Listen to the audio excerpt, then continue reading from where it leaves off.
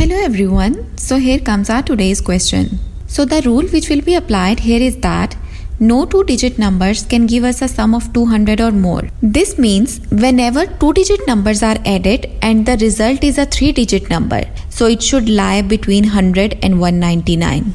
So based on this rule, AB and CD, these two are two-digit numbers and the result is EFG, which is a three-digit number. So E should be 1. It means the summation of A and C, which is equal to EF, it can be either 10 or 11. A range is given to us, so based on that, the possible combination of A and C is either 4, 6 and 5, 6. In one case, 4 plus 6 is equal to 10 and in second case, 5 plus 6 is equal to 11. So let's say A and C is equal to 5 and 6.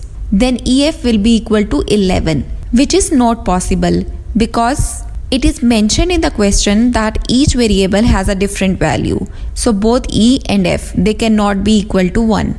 Now, the only possible combination is if E and C is equal to 4 and 6. In that case, EF will be equal to 10. So right now we are sure about these variables. A is equal to 4, C is equal to 6, E is equal to 1 and F is equal to 0. So only 3 digits are left, 2, 3 and 5.